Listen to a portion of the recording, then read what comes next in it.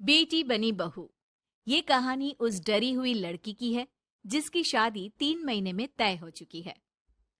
अरे क्या रमा, क्यों उठ गई बेटा इतनी जल्दी? थोड़ी देर और आराम कर लेती ना। नहीं माँ, ठीक है, कोई बात नहीं।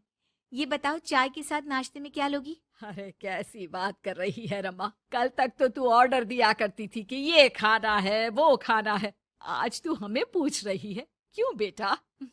माँ अब ऐसे ही बोलिए ना, क्या खाएंगी? बेसन की रोटी बना दूं दही के रायते के साथ? माँ कुछ सोचती है फिर कहती है, अच्छा सुन, ये बता, रोहन का फोन आता है? शादी होने वाली है तेरी उससे, बात करती रहा कर। हाँ हाँ हाँ माँ, बात होती रहती है।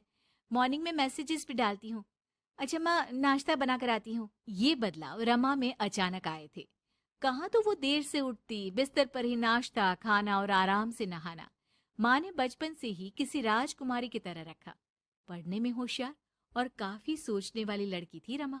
क्या बात है, आज तो नाश्ता बिल्कुल अलग बना है। ये कॉम्बिनेशन अपने घर में तो मैंने नहीं खाया। पापा, वो रोहन की मम्मी सोमवार को यही खाती है, इसलिए मैंने बनाया सीखने के लिए।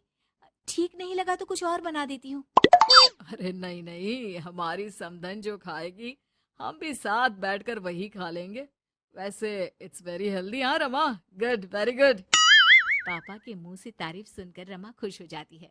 वो रोहन को फोन करती है, पता है पापा ने मेरे हाथ की नाश्ते की तारीफ की, बोल रहे थे it's very tasty Rama. Good good, सही है। अच्छा देखो, कल मम्मी पापा कुछ भी ग्रीन वेजिटेबल का खाते हैं, जैसे पालक पनीर या फिर मिक्स सलाद के साथ ब्राउन ब्रेड। तुम बना लेना कल, और हाँ पिक्स शेयर करना, मैं माँ को दिखा दूंगा। ठीक है, भेज दूंगी। अगले दिन रमा फिर कुछ नया बनाकर रोहन को फोटो भेजती है। अपनी माँ को दिखा देना, ये मैंने बनाया है। तभी वहाँ उसकी माँ आ जाती है। ये क्या बेटा, ये हाथ कैसे चल गया तुम्हारा? अरे कुछ नहीं माँ, वो तो बस ऐसे ही।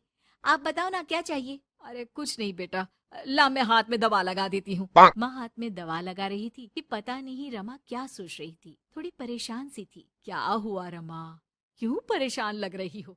रोहन से कोई बात हुई है क्या? नहीं माँ, आज जो बनाया उसकी फोटो मांगी थी रोहन ने, दे तो दी लेकिन अभी तक कोई रिप्लाई नहीं आया।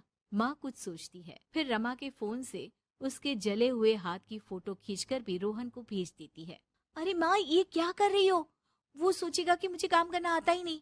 हाँ तो सोचने देना, पढ़ाई में नहीं मिल पाता था वक्त, जितना सीखा है काफी है। वक्त के साथ ही खाना बनाना, घर संभालना सब कुछ आ जाता है। थोड़ी देर में रमा के फोन का मैसेज बजता है। रमा के पास रोहन का फोन आ जाता है। माँ को ये खाना देखने में ही अच्छा नहीं लगा। बोल रही थी कि तुम्हें बोल दूं कि अच्छे से बनाना सीखे। ना हो तो कोई क्लास ज्वाइन कर ले, मैं पैसे दे दूंगा। और हाँ, प्लीज यार ऐसी डरावनी जलने कटने खून खराबे वाली फोटो मत भेजा करो। जल गई क्या? तुम्हें खाना नहीं बनाना आता क्या? मुझे ब्लेम मत करो। मैंने ब्लेम करने के लिए नहीं, बस अपनी सीरियस एफर्ट दिखाने के लिए ये फोटो भेजी थी। वैसे भी मैंने नहीं, मॉम ने भेजी थी, पता नहीं क्यों। ओ यार, तुम्हारी मॉम क्यों इतना इंटरफियर कर रही है? वैसे अभी ये हाल है तो बाद में तो वो हमारे घर में ही ताक जाग करती रहेंगी। उनसे कहो कि मैं तुम्हें उस घर के लिए तैयार कर रहा हूँ जहाँ अब तुम्हें पूरी जिंदगी रहना है। रमा को रोहन की बात ठीक नहीं लगती। वो फोन रख देती है, लेकिन सोच में पड़ जाती है कि आखिर वो ये बात माँ को बताए कि नहीं। अब हर वक्त या तो वो रोहन का बताया खाना बना रही होती है, या उसके कहने पर उसकी पसंद की टीवी शोज, वेब सीरीज या फिर किताब पढ़ रही होती है। क्या बात है रमा, आजकल मैं देख रही हूँ कि तुम बहुत परेशान सी रहने लगी हो। कोई बात हो तो बता दो बेटा। नहीं माँ, वो रोहन ने कहा था कि उसकी पसंद मुझे पता होनी चाहिए, जिससे कल को हम साथ हो तो हम लोग मिलकर अच्छे से बात कर पाए। उसने कुछ वेब सीरीज देखने को कहा था, लेकिन क्या कहूँ माँ, मेरी तो समझ में ही नहीं आ रही वेब सीरीज। अरे तो बोल देना रोहन को नहीं देखनी, या फिर एक काम कर, तू उसे अपनी पसंद का सिर्फ एक गाना सुनने को बोल। ला मैं मैसेज कर देती हूँ। ना ना माँ, आप तो रहने दो। पिछली बार भी जब मैंने उसे बोला कि आपने मैसेज किया है तो वो गुस्सा हो गए थे। अच्छा, क्या बोल रहा था? यही कि माँ क्यों इंटरफेयर कर रही है, मैं तुम्हें उस घर के लिए तैयार कर रहा हूँ जहाँ तुम्हें पूरी जिंदगी रहना है। माँ अब समझ जाती है कि रोहन उसकी रीमा के लिए ठीक नहीं है।